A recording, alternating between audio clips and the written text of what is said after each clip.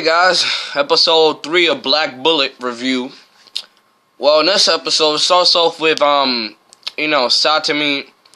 He's talking to his sensei, and they're both having a conversation how the cursed children they're just getting discriminated against because they apparently they're not humans.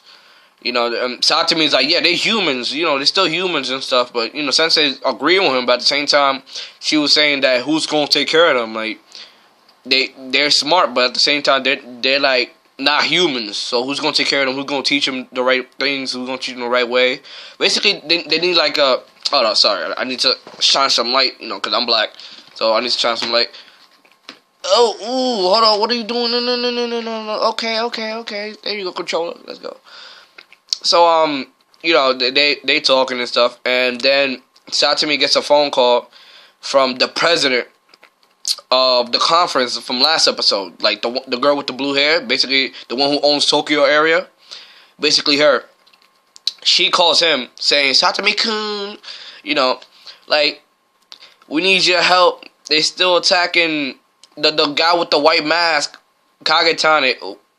Beast, by the way. Beast. Kagetane is a motherfucking beast. Him. I want to talk about episode 2 real quick. Kagetane are motherfucking beast. Like, he's the reason I keep watching this. Now, I'm not saying this is a bad show, but he's the reason who he gives me more reason to watch this show. Cause of him. Like, episode 2. I'm gonna go back to episode 2 real quick. Episode 2, when he came to the table and he was just talking, he was sitting down. They was wondering, like, how did he come inside? And he just said, "Oh, I just walked in." I mean, he walked in, but, he killed a couple guards to get inside. He's sitting down. And then he introduces his daughter.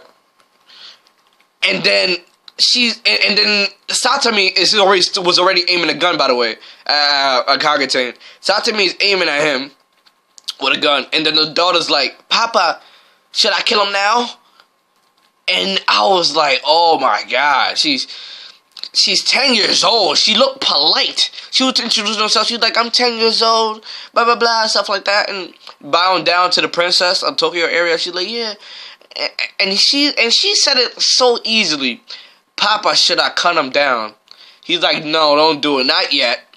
So then Kagetane provides, he says, "Let's do a game."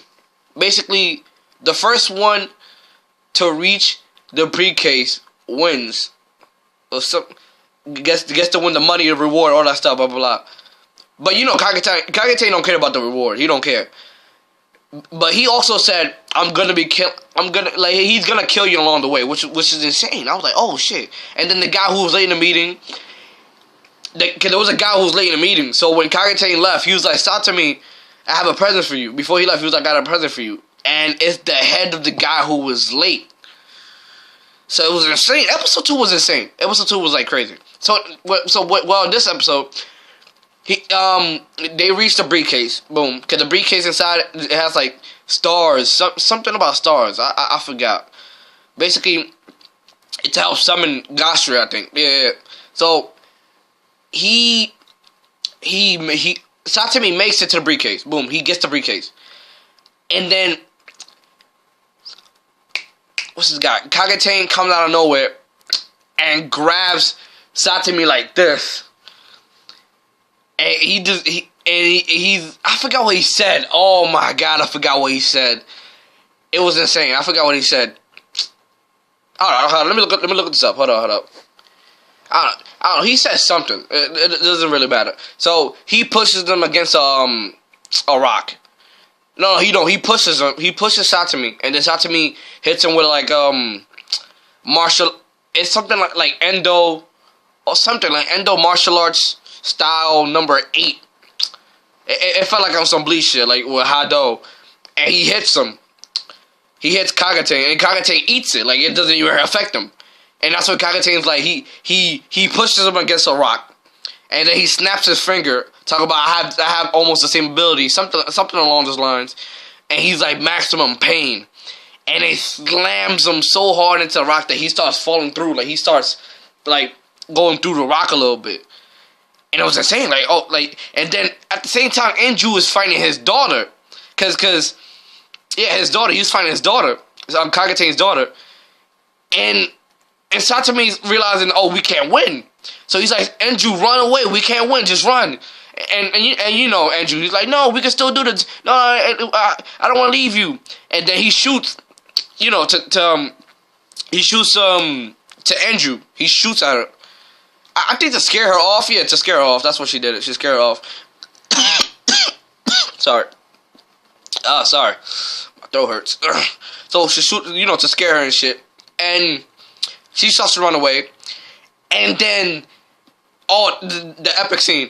When she ran away, Kagetane was talking to Satomi.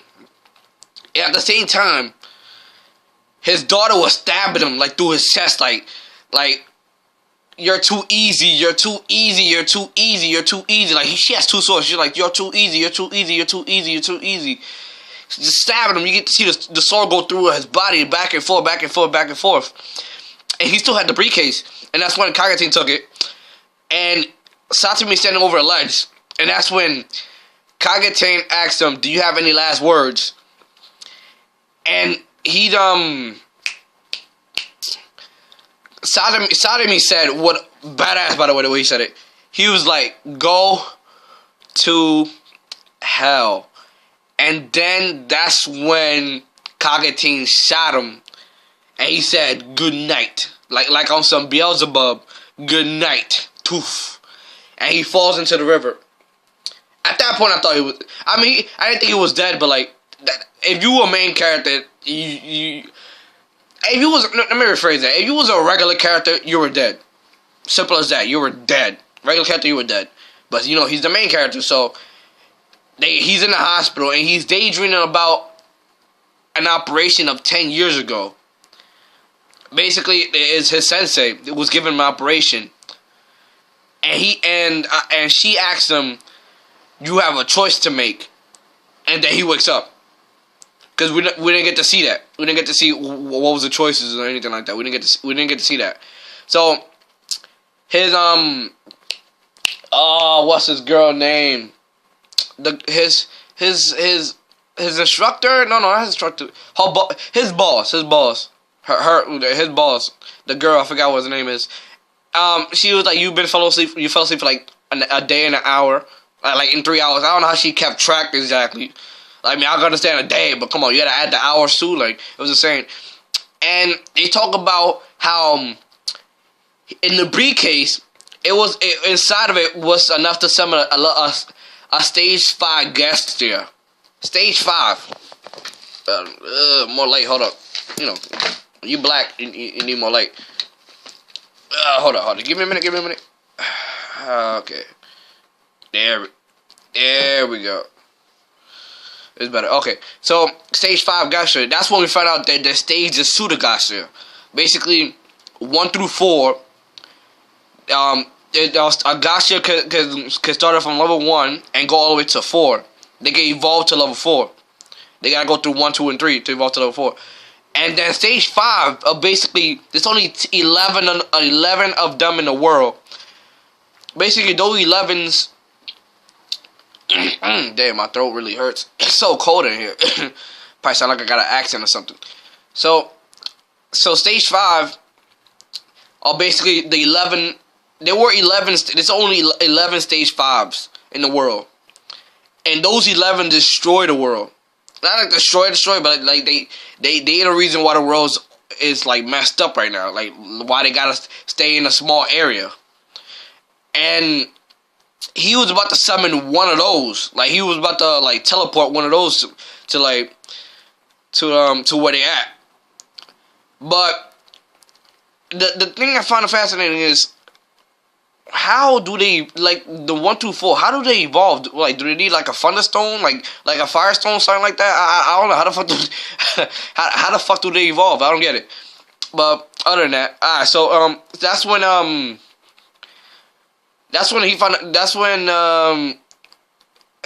what happened next? Oh yeah, that's when sorry, I just watched the episode. I got like memory loss for some reason.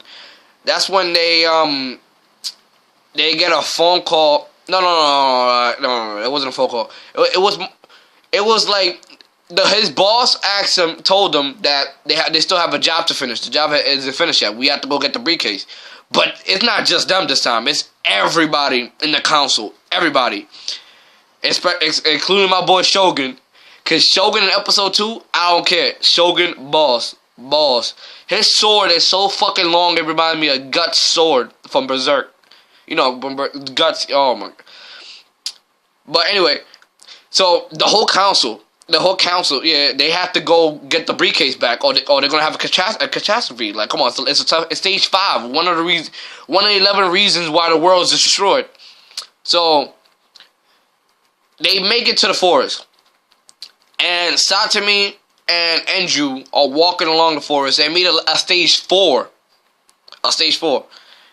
And they have to run away because, you know, they can't handle stage 4. They don't got them skills. Because, you know, because last episode we found out about rankings in within the initiators and I forgot what Satomi's called. Initiators, and then I forgot what it's called.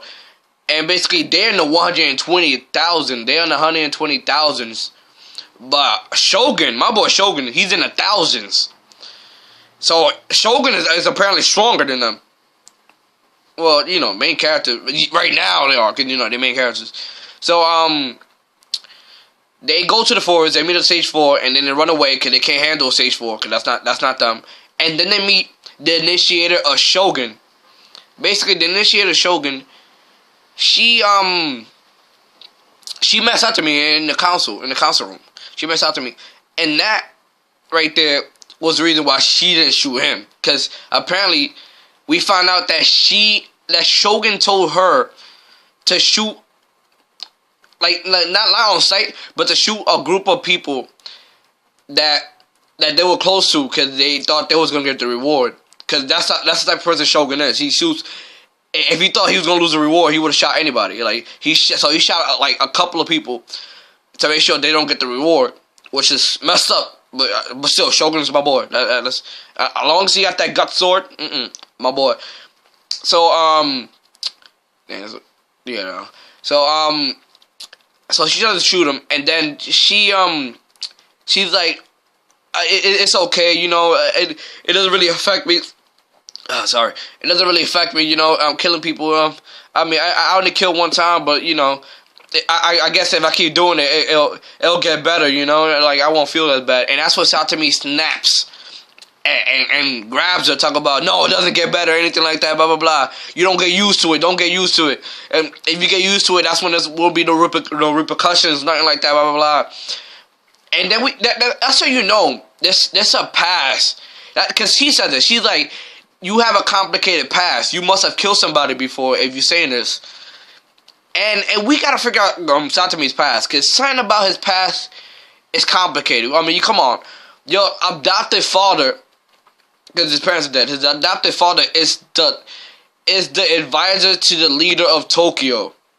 The person who runs Tokyo. That's your adopted father. You know there's something with his past that we gotta, and the choices that his sensei, when he was in the operation room from the past, from 10 years ago, you could tell, because I'm predicting this right now, you could tell that it's something had to do with the Gasha. Like, he probably has some Gasha DNA in him, or something like that, or the curse of the, like some Gasha DNA, something that tried to keep him alive. Probably the choice was either take this Gasha DNA to stay alive, or die, or you're gonna be crippled, like something like that. So I'm guessing it's a choice like that. I can tell. And speaking of freaking see, I forgot the word now, and I just used it. Predicting. The 10-year-old girl who was with Kagete, I don't know whether it's a drawing, but her hair is just like Satomi. And I'm thinking to myself, I think they're related. No joke. I think Kagete might be the father of Satomi. I know it's a long stretch. I know it is.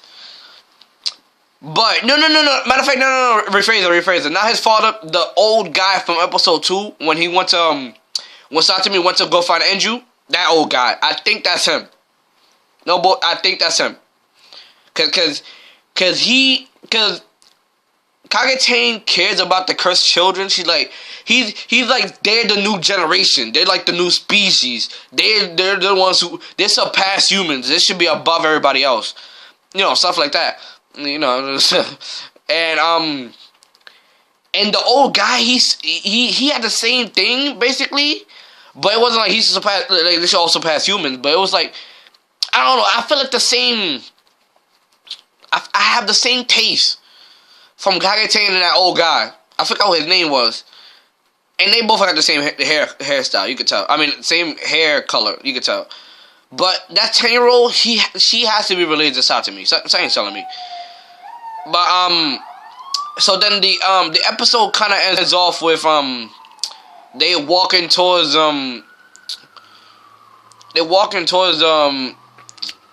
to where Shogun is. They're walking towards where Shogun is, and it's like this big giant area.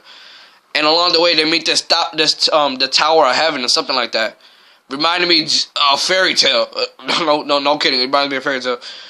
And talk about how that's how the world used to be. Something, I don't know, something like that. I honestly forgot, cause I didn't pay no mind. It was like 1, 2, 3, boom. Right? Like you didn't get to see it. You didn't get to read it fast enough. But you know, I'm done. That's the review. I rate this episode. Shit.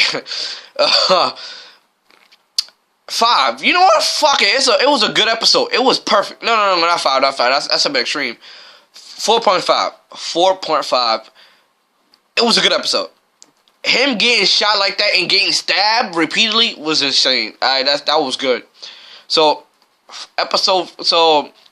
yeah, I gave it a 4.5. But I'm done.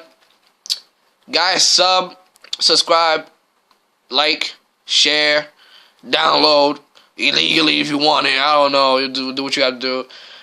Comment down below. But tell me, what you think is going to happen to Shogun? You think he's dead? Because honestly, I'll be freaking furious if he's dead. I'll be mad. I'll be so fucking mad if he's dead. If Shogun is dead, I'll be so mad. But I don't think he is. You know, it's Shogun. Come on. He got that gut sword.